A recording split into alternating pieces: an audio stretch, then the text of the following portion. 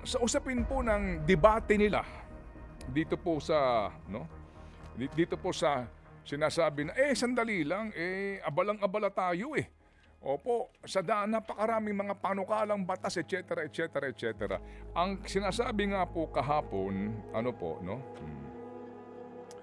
na kung maaari ay mag-convene na sila bilang impeachment court para burahin ang pangamba ng marami na mayroong no impeachment scenario.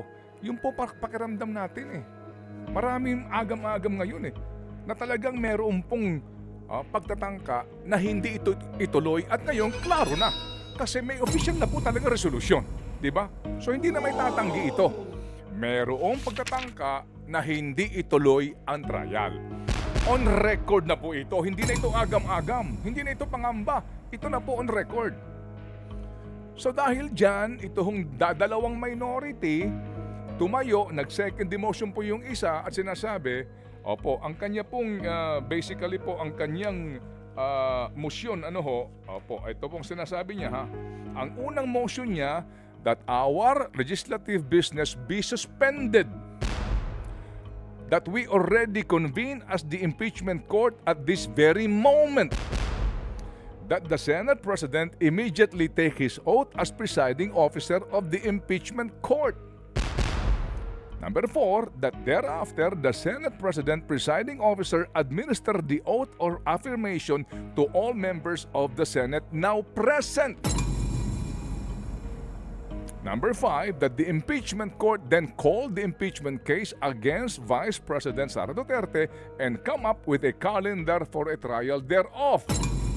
That tomorrow, today, June 10, at 2 o'clock in the afternoon, the impeachment court called the impeachment case for the presentation and reading of the articles of impeachment by the panel of prosecutors of the House of Representatives. And number 7, that thereafter, the writ of summons be issued to be impeached to the impeached officer.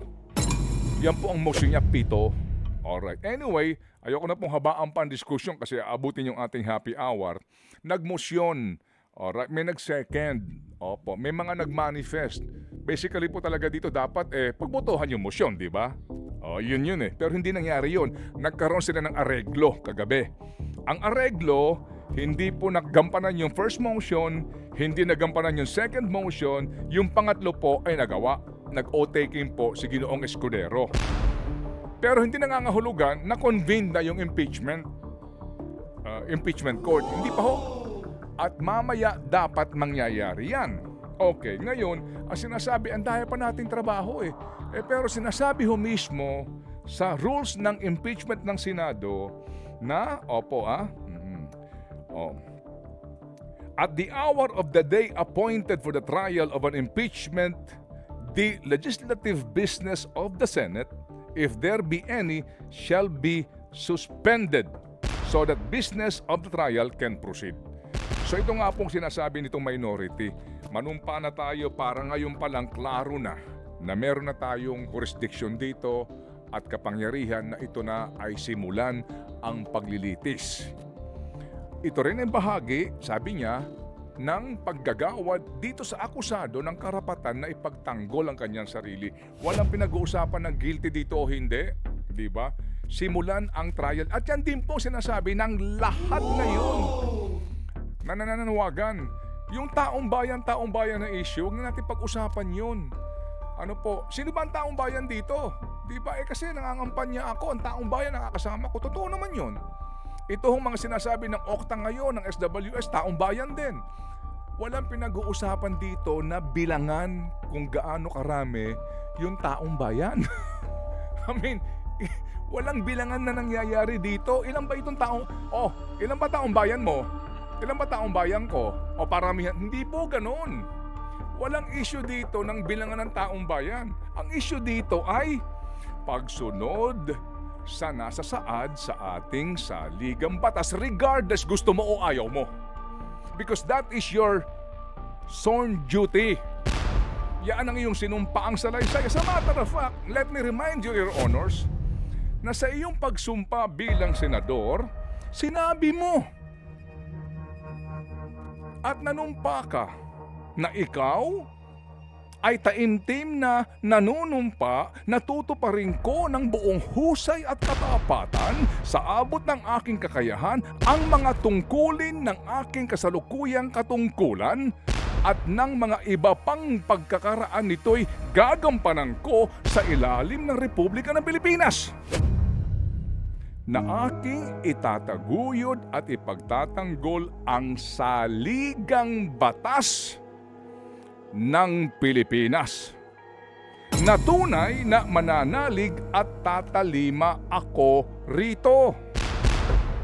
Hindi po ba? Yun basically. Kaya anong pinag-uusapan natin dito na walang trial, agad-agad? Hindi po ba? Kaya ang panawagan ng iba, pwede bang mag-trial muna tayo nang sumunod tayo sa alituntunin dahil dapat matapos ito. Kung nagpabanjing-banjing ang lower house, di ba? Opo. Hindi automatic, pabanjing-banjing ka din. Hindi nangangahulugan na kulang yung isang kamera, ikaw, magkukulang ka rin. Di po ba? Hindi yun ang sagot. Opo. Patikusin mo sila, kastiguhin mo sila, pero it's your responsibility kasi dumating na sa'yo yung problema, kung problema man yan. Pero hindi problema yan eh. It is an opportunity for you to prove your worth. To prove na ikaw talaga'y karapat-dapat maging senador. Hindi ba? Hindi na bale, meron nga kinakampihan ngayon pala, okay lang yun. Political process to eh. Pero yung pong pagsunod mo sa nasusulat, di po ba? O talagang hindi maitatanggi may mga natatakot na magtuloy-tuloy ito. Kasi pag sinuri mo yung articles of impeachment sa totoo lang, talagang mangangamba ka rito. Kasi basahin yung mabuti itong articles of impeachment. May isa dito na kapag po nagsimula na ang trial, kung magsisimula man, tandaan po natin, nangyari ito sa panahon ng impeachment ni CJ Corona. Meron ditong provision na talaga namang matatakot ka kung sakasakali. Kasi dito po, malamang,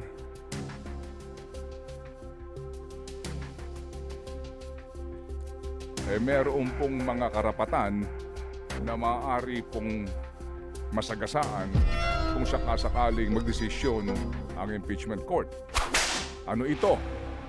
Isa rito ay ang kapangyarihan ng impeachment court, na magsubpina ng lahat ng bank records ng nasasakdal. True FM. Dahil dito po kasama ang sinasabing unexplained wealth and SALN violations. Tatlo po itong binabanggit dito. So actually, kung talaga namang sasabihin mo na wala tayong question dyan, hayaan natin magpatuloy ito.